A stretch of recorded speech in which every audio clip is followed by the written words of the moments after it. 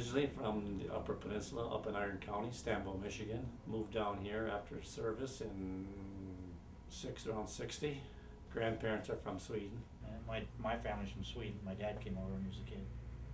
My cousin, he left the UP, the redhead down there, about 58, 59. He went and I think he was in the Navy. Oh God. I used to have an old barber, his name was Jim. Every time I went in there, it says, make sure you don't take off the sideburns. And it didn't make any difference, and he took them off anyway.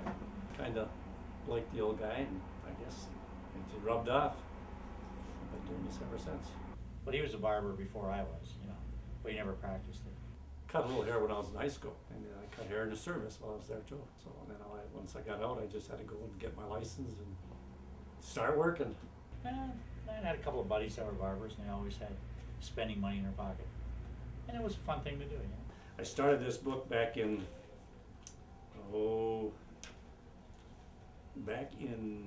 '78, and I've got hundreds of names in my book here from people, and I have kids coming in right now that look up and their dad went to school here, Upper Ledger. And I suppose a lot of people, when they see this, probably they will not know what Upper means. That means Upper Michigan. So I better get that straightened up here. Now, I had my son working here for a while, but it got a little complicated. I love my kid. He did 8 years in the Army, and now he's a policeman in Houston. But some of the stuff that I say out of my mouth, you know, it's tough for the kid to absorb, you know, because it's a different generation. You know, I say stuff in good humor, you know, not thinking that I'm hurting anybody's feelings, you know, because that's me. Now I got a nice grandson, just about 9 weeks old now. But I'd like to get him back here someday, be an Ann Arbor cop. My oldest son's Gus Hare, and my middle son is he's a police officer, chief of police out there, and my daughter's an art teacher, and she's going to have a little baby in February, second grandchild. We have one, her name is Lila. She's, as she calls me, Grandpa's favorite. Spoil her rotten. I've got a big variety of customers, and they're all great guys. But you know, this is a personality business. So you know, in the world, we have a world of personalities, right? You gotta catch on how to treat each one. And once you get that figured out, you're okay. But I've worked with barbers that had no personalities at all, you know, and they had one type of customer. They couldn't handle a variety of them. Talk to them and you can learn.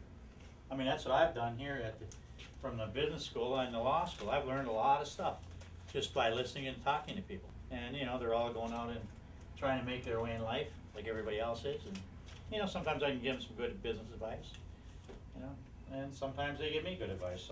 I do doctors, professors, coaches, students, business people, just whatever. And I kind of specialize in little kids. I do a lot of little kids. A lot of people don't want to fool with little kids because they scream and yell, but the TV really works wonders. Yeah, you know, it revolves around the kids when they're from the 60s to now, the 70s, from the hippies, you know. I mean, kids have to work harder to find jobs now. In the old days, kids didn't want jobs. They wanted to protest the Vietnam War. They did a nice job, but they wanted to do it so their kids wouldn't have to go to war. That's what it was all about. It was for the kids. Yeah, they still got them cut. I put a sign in the window. Long hair wanted. I just thinned them out. You know, I didn't cut them like Ed's hair here by any means, but I took a lot. If they come in, their hair was sticking out like this. We thinned them and shrunk them down, and you know, they looked halfway decent. Well, I have magazines in here for everybody, from the little kids to the teenagers to the little fellas who like to sit in the library and read a little bit of the Playboy. And Playboy is the limit on what comes in here. You know, I don't do any of the other hardcore stuff. This Playboy's kind of mellow, so that's. And the girls that come in here with their boyfriends and stuff like that, they'll read it.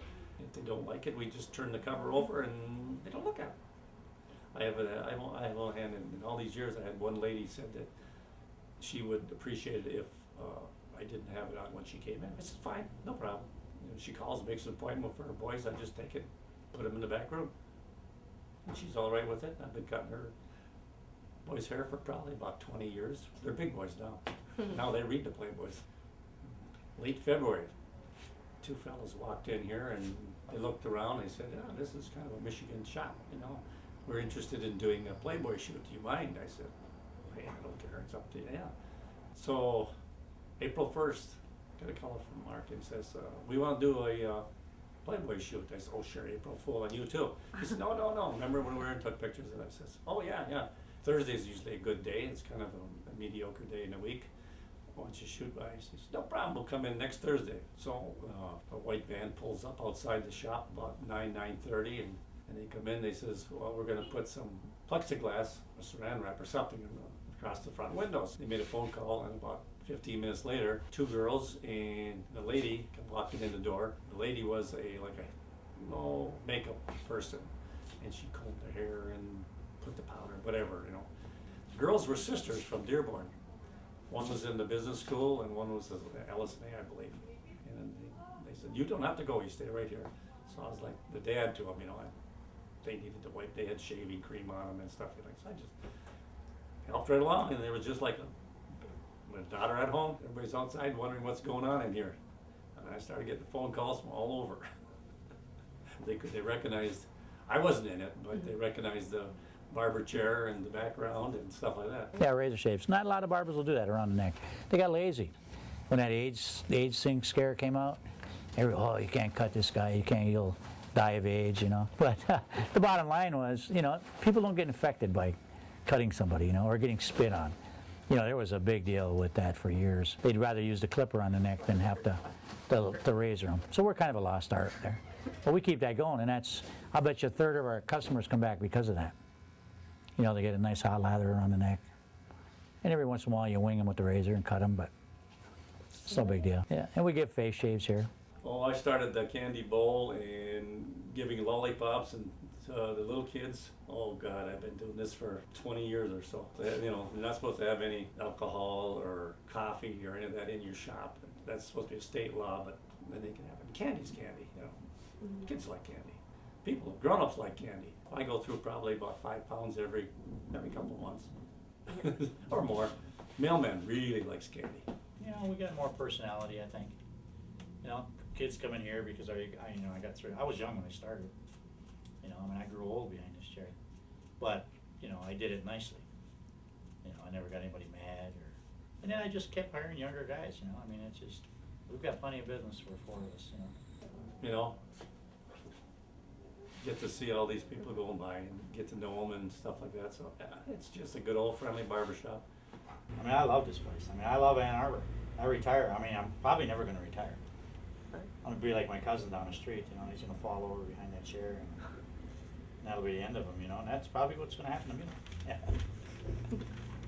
What's the? Man, I just want to get the real story. Like, what happened between you guys? Because he worked here, right? Yeah. He worked here for 4 years. Yeah. You know, it came to be a little personality conflict. I mean, it was no big deal. But he was better off. He was better off working for himself. Yeah. You know, everybody wants to.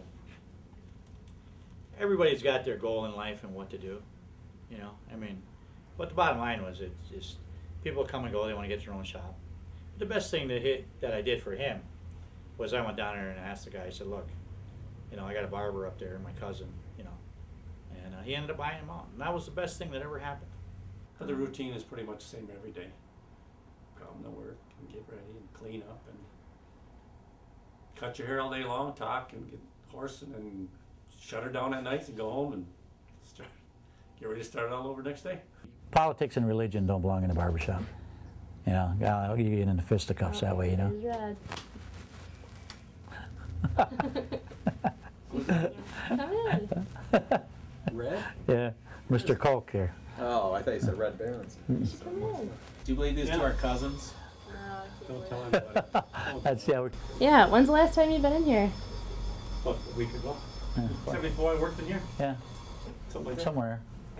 So a long time ago, the golden years. The golden years. Golden years of That's a lot of Yeah, yeah. Good years. The good years. And now it's the golden years. Real barbers. Now he's making more money and knows what to do with. That's what I said. He's talking about raising my sandwiches and $8 for a sandwich. I got to pay food costs and labor. Well, what do you think we get to pay? I don't see shampoo in here or gel. We got some gel back there. How long do you buy a comb? You got some shampoo. How long does a comb last? Hey, we can buy. They got a mud pack back there too. Yeah, yeah. You can buy a comb, $1. Jesus. My next life, I said I'm coming back as a I barber get or combs Ozzy. I give combs away to these I'm kids. coming back as Oz. Combs, Ozzy's really? got it made. Ozzy does have it made. Yeah. Our tax dollars hard at work. No one Yeah. gets a job like Ozzy. No. Right. Take your Okay. medicine today? Yeah. All right, wrap this up so you go home and get some rest. All right. You can't do this again. Oh man, it smells like Bill back here. Oh, sorry, Bill. There's Keith back there. Keith's back there. Hey, I just laid a big bill. I gotta wipe my teeth. Everybody, Yeah. Hey, I'm out of here. You're gonna have to come back again and ask me some more questions. All right. He's I wrapping got, it up. I gotta go play a little hockey, eh? He thinks he does. I'm gonna pay this overhead now. You say you got no overhead. Yeah. Look at Here, this. Sal. Overhead. Overhead, look at My that. electric bill is on the average of $1,300 to $1,400. If I open this thing up, it's going to be under $100. Easy. It's $48. Talk about $8 sandwiches. That's why it's $8 sandwiches. It's 48. It's what's going on? This electric bill. See you later, is Sal. $48. All right. For the barbershop? Come on. Yeah. Yeah, 'cause grandfather. Bye-bye. My grandfather, that has nothing to do with it. You gotta go this way. Yeah. All right, guys. Yeah, we'll lock up, Jordan and I. Yeah. Drink all the beer. Go ahead. Then talk to Sal. Hey, I'll find out what a bat wing is, right? Finally. Yeah. You'll be going to your boyfriend. Oh, these guys are sick. Bad way.